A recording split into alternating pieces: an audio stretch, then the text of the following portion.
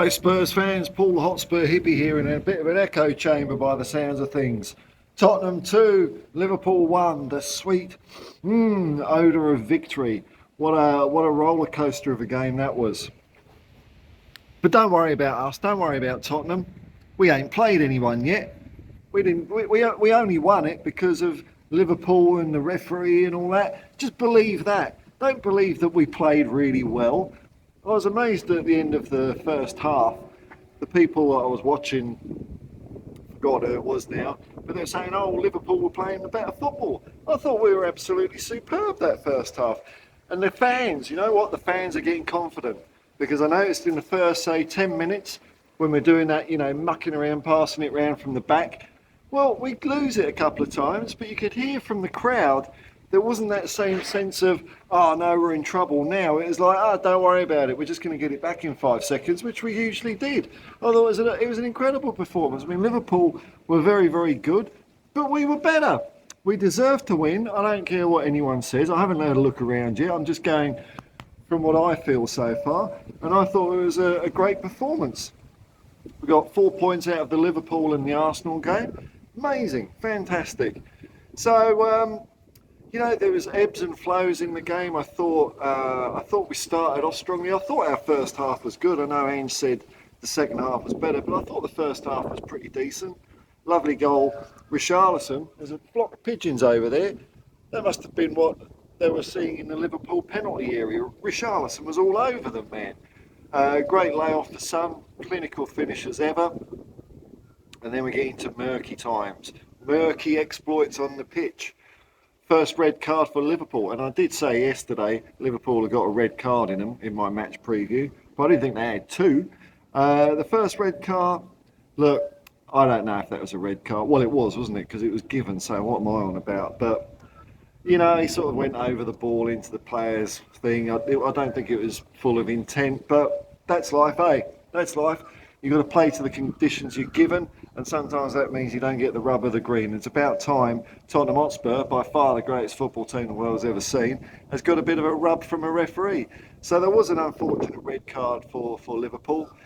Now, as for this offside goal, what you've got to bear in mind is the groundskeeper at Tottenham, those lines where they're mowing the grass, they're actually diagonal lines. So it's an optical illusion. He might have looked onside, but he really wasn't, because the lines go like that. They're not straight up and down. So that was perfectly legit. Excuse me while I cough on my fraudulent tales there. But I don't know why that was offside, and the Pog Mole came out afterwards and said, oh yeah, we've done it again, haven't we?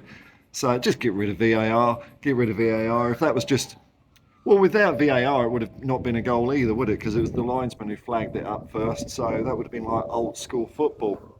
But they were unfortunate with that. They got a goal back at the end of the first half, down to 10 men.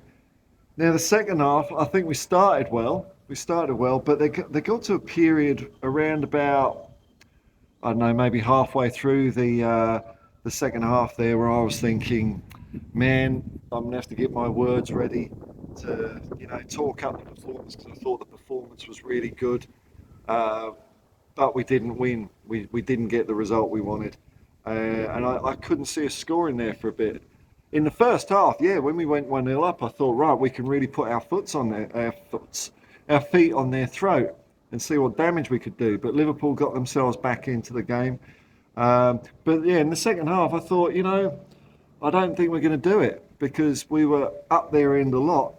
And because Liverpool, especially when they went down to 9 men, they pulled all players back into the box, and we just couldn't find a way around or through. We kept on trying to cross it in over to the far post, and it wasn't working very well. And I just thought, well, 1-1. I wanted to win. I really wanted to win this one, but it looks like it's not going to happen.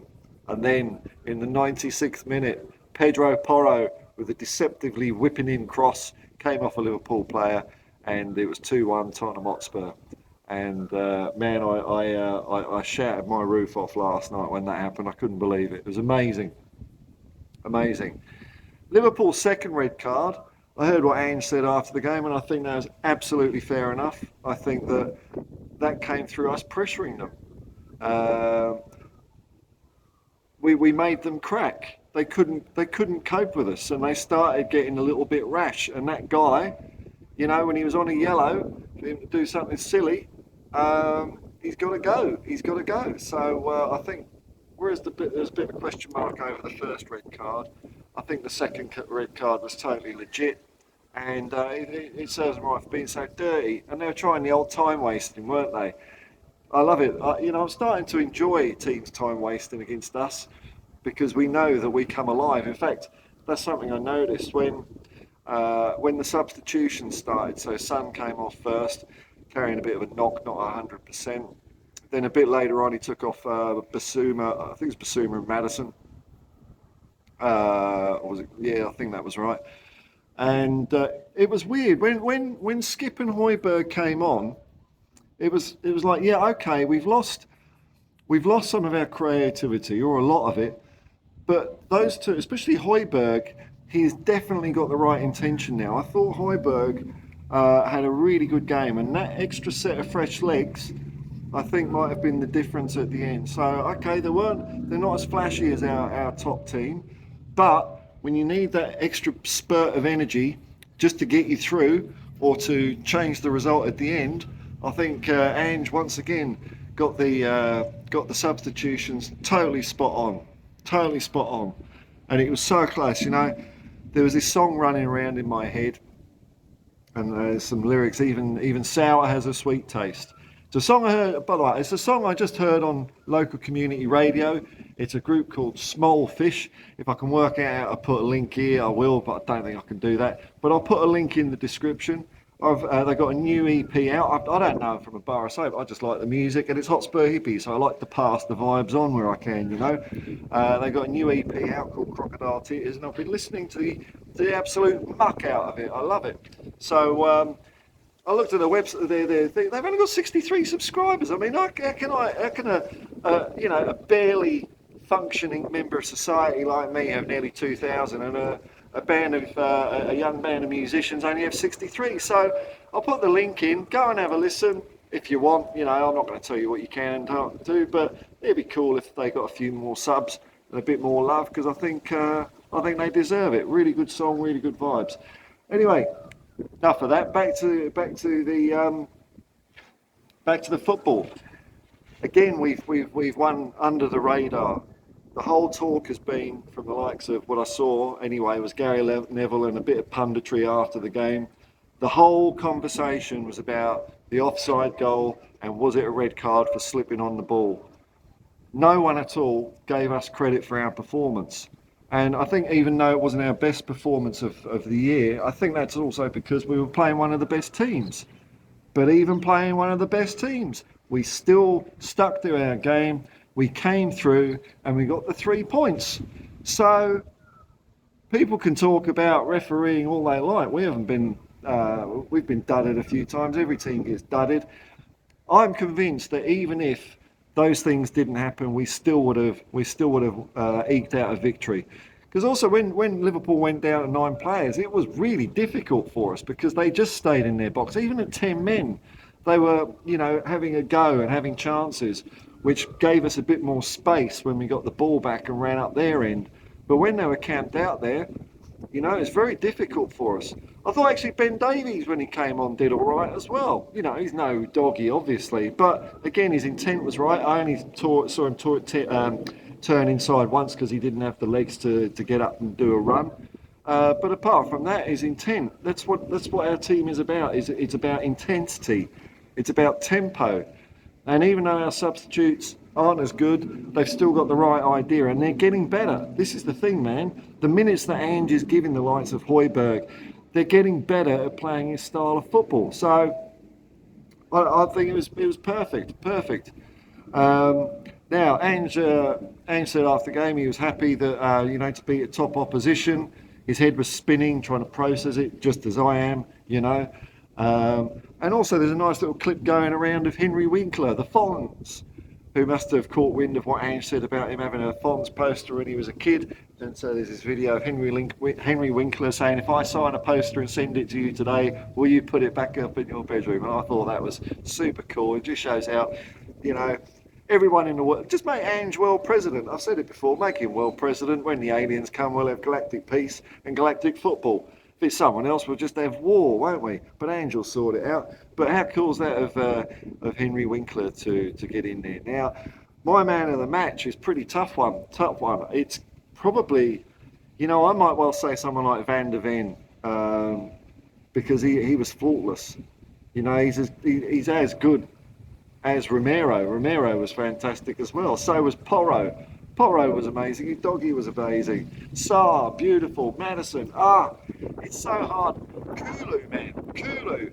Now, what he doesn't have in speed, he has in damn strength, that guy. The way he's shrugging off challenges left, right and centre. Now, where does this bring us all to the in the Dreamo-meter? So look at the Hotspur Hippie Dreamo-meter here. If I can remember, because I updated the scores a while ago. But if memory serves me, on the left-hand side, we've got the points gained. Now, we lost this fixture, remember, last year in heartbreaking circumstances. Lucas Moura gifting the ball away. So we didn't get anything out of it this year. This year we got 3. So it's gone up 3 points. It's up to 69. Another couple of points, and it matches what we've got 2 seasons ago under Conte to reach top 4. And on the other side of the thing, we've got the pro rata. If you take 17 points, or whatever points we've got, worked it out, divided by 7 times 38. And I think at the moment it says 92, is it? I can't remember. But even so what I'm saying on that score, we're heading for Champions League football, and on the other side, we're heading for the Europa League. But those numbers are all going to bounce around a bit, but as if by magic, they will converge on reality on the last day of the season. So it's just a bit of fun, because statistics are rubbish. I'm just having fun, but it's my Dreamo-meter, because my dream's alive. We're second in the league, 1 point off Manchester City, who lost 3 points against Wolves, which is great. We've got a few doable fixtures now until we play Man City. It could be a top of the table clash, folks. You heard it here first, the top of the table clash coming up against Man City. And also, yet again, although Liverpool didn't, I know Gakpo got injured, didn't he? Possibly. But they picked up a couple of red cards. So they're going to have a couple of players out for their next game against Brighton. This, I hope is all part of the Ange plan, is we bugger up teams so much that it takes them a couple of games to recover. So while we're just knocking around 3 points, because we're Tottenham, super Tottenham, we are Tottenham from the lane, every other team we play has to have a bit of a rehab for a few weeks. So it might well be that Luton will drop points against Brighton next week. So, you know, only 2 teams left unbeaten in the Premier League. That's us and the Clowns down the road, but don't worry about them, because they're rubbish. We should have got 3 points against them last week. But, man, we are under the radar. When will the bubble burst? It's not bursting today, man. It's exciting days to be a Spurs fan. We overcame a bogey. Liverpool's a tough team for us to beat. They were tough last night, but not as tough as Tottenham Hotspur, and we beat them. It ended their 19-game unbeaten streak, and it takes Ange Postecoglou, who's with the blue and white army at the moment, but Ange Postecoglou, his unbeaten home game streak is now at astonishing 51 games. Let's see if we can make it when we come back after Luton next week. But I think we're going to give them a good shellacking. Anyway, I love the game. I thought it was a great performance by Spurs. We are the worthy victories. And there's much more to come. This is only the start, man, of this team. Come on, you peace and love, man, and come on, you Spurs.